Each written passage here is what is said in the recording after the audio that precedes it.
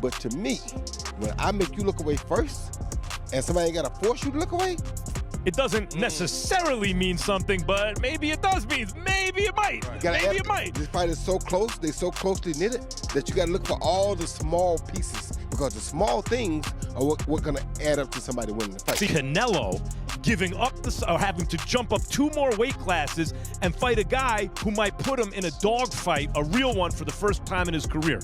When we get put in that position, we go find opposition to make that happen. You understand me? So when we go looking for the opposition, we're not concerned about how big they are, how fast they are, how strong they are. We feel like we got enough that we can bring to the table with anybody. And the thing I like about Teo's style, I mean, when you have a guy like Shakur whose defense is that good, and he's not just a guy who's gonna hug you, he can box, you know? The easiest thing in the world is just to pick him against everybody. Right. Yes. But Teo also has the kind of footwork, Malik, where he steps around guys. With fight day approaching, Stevenson and Lopez push themselves to the limit in grueling camps. Hours of drills, sparring, and conditioning, all to sharpen their skills, lock in their focus, and stoke the hunger for a career-defining showdown. I'm fighting a road runner. I'm the Coyote. You chose me. I ain't choose you. You chose me. So I'm gonna tell you straight the F up. You can go back to 135. We'll send you back to lightweight. You still got your WBC belt. You're gonna be fine. Shakur will fall. Meanwhile, the conversation around Stevenson and Lopez shifted from pure skill to mindset, with Roy Jones Jr. and Max Kellerman zeroing in on what greatness demands at the highest level. They argued that elite fighters don't choose the safe route. They chase the hardest challenges available. In that light, the stakes split. Stevenson carries expectation, while Lopez has a chance to dramatically reshape his standing if he delivers on the biggest stage. I look at this fight, Teo has more to lose. Sorry. Shakur has more to lose. Yeah. He's the undefeated fighter. He's seen as the eventual pound-for-pound champ, potentially. But Teo has more to win. He has more to gain. So on the one hand, is there an advantage there where Shakur is fighting to protect that perfect record, to protect that kind of sense that he's the next guy? On the other hand, Teo is like he can fight with more abandon against Shakur because there's so much for him to gain. And if he loses, he's lost before. He lost to Kambosos, and he came back from that. But oh my God, if he can pull it off. Like, if it's a close fight and Teo could keep it close and we're going into the 10th, 11th, 12th rounds. Roy Jones Jr. frames this matchup through a different lens, less about raw power, more about refinement. Unlike fights where strength can level the field, he says this one will be decided by execution. In Roy's view, Stevenson and Lopez are headed for a true technical duel, where precision, timing, and decision-making matter more than sheer force. Shakur Stevenson, Teofimo Lopez. That's a good damn fight too. See, that fight is skill for skill, as good as this fight. But they just haven't been around long enough to prove themselves yet. But skill for skill, as far as equality, to me, Bud and Canelo are equal because of where they're in their career, because of how accomplished they are. These two guys are also equal where they're in their career, because they're accomplished, but not as accomplished as these two. But they're still equal accomplished. You understand me? So those are two good damn fights and what boxing is. Max Kellerman says an overlooked part of Teofimo Lopez is his ring IQ.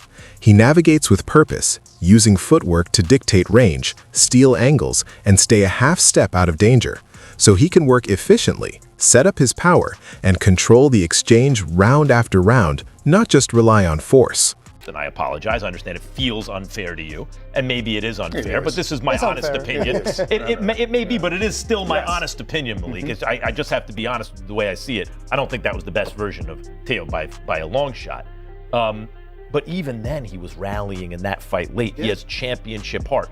And the thing I like about Teo's style, I mean, when you have a guy like Shakur whose defense is that good, and he's not just a guy who's gonna hug you, he can box, you know? The easiest thing in the world is just to pick him against everybody. Right. Yes. But Teo also has the kind of footwork, Malik, where he steps around guys. And I think about Buddy McGirt, Meldrick Taylor. Yes. Roy, you know, where Meldrick had quick enough feet where if you were going to come right at Buddy McGirt, he could box you.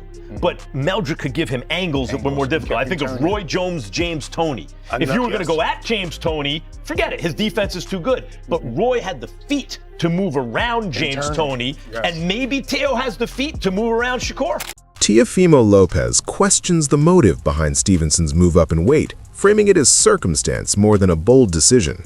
He ties it to a wider trend in boxing, where landmark achievements have raised the bar for what greatness looks like, pushing fighters to chase legacy. Still, Lopez insists that once they meet, the narrative of Stevenson's invincibility will face its real test inside the ring. Shakur is stepping up because he got nobody else to go after. He's stepping up to try to prove a point. You know, his big bro, aka Terrence Bud Crawford, you know, put a huge upset and made a historical moment in time for the sport of boxing and changed it by beating Canelo Alvarez to become the undisputed super middleweight world champion. So I think that I think those things like that make Shakur want to step up the plate, step up to the challenge and face Teofimo, who is I. So I'm gonna show everyone that his defense is not as immaculable like they say. Lopez says he's fully locked in, viewing this fight as a mental test as much as a physical one. He describes a camp built on routine and discipline, where repetition and focus have sharpened his instincts so deeply that, when the opening appears, his reactions come naturally, without hesitation. Are you mentally prepared with the audience? Are you mentally going to be prepared with the certain punch selection? There's things that I have to maintain as well. Those are things that I have to work on within myself. It's a muscle. Think of it like condiments, right? You got your ketchup, you got your mustard, you got all these type of condiments, but you don't know if you like it or not unless you try it. And I think the same thing applies when it comes to getting prepared for certain things like this. Pretty much you have to try different things, different steps, different routines, different ways to see what really fits and works for you. And if they all fit and work for you, when is the right time to apply them? And it's a muscle memory that you have to create now. If you don't create now, it can harm you the day of the fight. The mentality part of it is gonna really be the key moment for who wins that night. I'm that type of person, truly, that type of person that focuses on being perfect. On the other side, Stevenson stays fully immersed in camp, attacking each day with purpose and intensity. His focus is constant refinement, tightening every detail of his movement and preparation, ensuring both body and mind are ready for what's coming. That was 9 rounds of sparring. I ain't gonna tell y'all the minutes, but yeah, I'm preparing to my fullest. I'm putting in a lot of work and getting ready. Sure.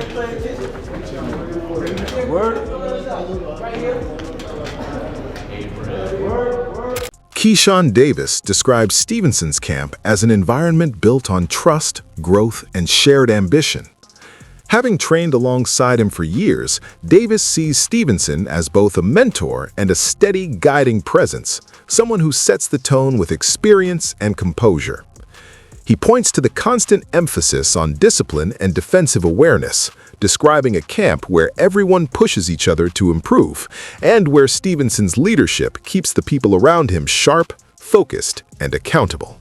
Training with Shakur is amazing. A guy like me been knowing Shakur for over 10 years now. The boxing world know that we brothers and we'll never fight each other. And just being around him in his camp, man, is nothing but positive energy and everybody wanting to be great. He's like my big brother, man. Like, he is my big brother, honestly. You know, he got all the wisdom in the world, especially when it comes to defense. So he's just making sure I stay sharp on my defense and not getting hit. Eddie Hearn also weighed in, calling Stevenson one of boxing's most underrated elite talents and ranking him among the top 5 pound-for-pound fighters on skill alone. He notes Stevenson has already won titles in 3 divisions and now has a chance to make history with a 4th. Hearn also points to Lopez's habit of rising in big moments, stressing this is anything but routine, a sold-out Madison Square Garden showdown between 2 of the era's best. I think Shakur is massively underrated in terms of his achievements and his ability. Everyone in boxing knows how good Shakur is. He is pound for pound, top 5 in terms of quality. But look at the achievements of the young man. At 28 years of age, he's already a 3-division world champion. This is to become a 4-division world champion. Quite remarkable. And Teofimo always rises to the occasion. Sometimes you see a little bit of a lackluster performance when he's not motivated, when there isn't kind of any legacy on the line. This is different. This is a sold-out Madison Square Garden between two of the elite fighters of our generation. And the best thing about this fight is we're seeing them in their prime.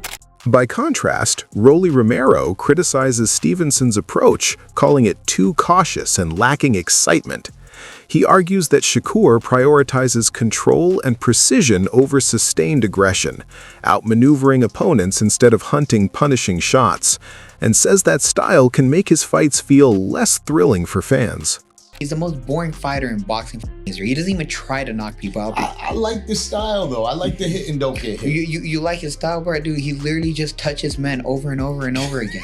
He likes to touch men. He don't like to hurt men. He likes to touch men. I think Shakur beats Tank. To Shakur, for him, boxing is something very intimate that he can do with other men.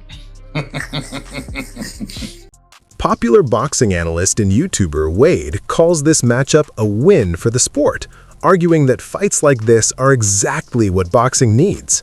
He notes that both men had safer options, yet chose to test themselves against each other, raising the stakes and elevating the moment.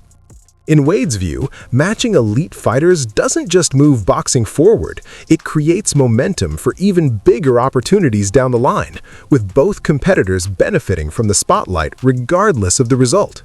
So I think this is what people don't realize about making best versus best fights. For the most part, only good can come from this. I'm gonna knock on wood when I say that because I don't want to have one of these fights where we get a stinker performance or anybody. But when the pressure is this high, when the stakes are this high, and you get this kind of opportunity, it will compound interest, even sometimes for the loser as well. This is why you look at MMA and you look at the UFC, and they have guys with 10 losses, 5 losses, 12. Some people that you would never think are going to compete for a championship, and maybe they don't even compete for a championship, but they're in interesting fights that people want to watch. Doing fights like this makes Teofimo Lopez, makes Shakur Stevenson a bigger name, and therefore, after this fight, they get bigger and bigger fights, and more people get invested into their fights because they know, hey, those two guys will fight the best in the world. Those two guys will go out and perform against the best. Wade draws a parallel to MMA and the UFC, arguing that fighters can stay relevant, even after setbacks, when they consistently face top-tier opponents. Those matchups generate buzz and keep fans invested.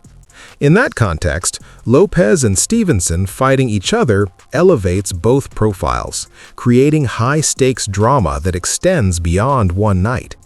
Every exchange matters. Every round counts, and the result can open doors to even bigger stages for both men.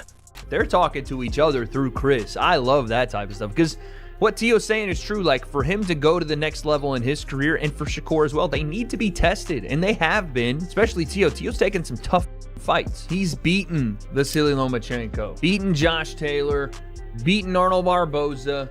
Like, these are tough, Sandor Martin was a tough test as well. But my point is, this is how you get better. And this is why it frustrates me that guys won't take tough fights until they're 25-0 sometimes. And he's talking about Shakur's lateral movement, talking about how good he is as a boxer. This is, again, win or learn, in my opinion. Not that the stakes don't matter, not that wins and losses don't matter, but how are you ever going to really show your talent level if you aren't competing with the best? And Shakur has the same opportunity. This is Shakur's toughest test, no doubt about it. That's it for today. Stay tuned. See you next time.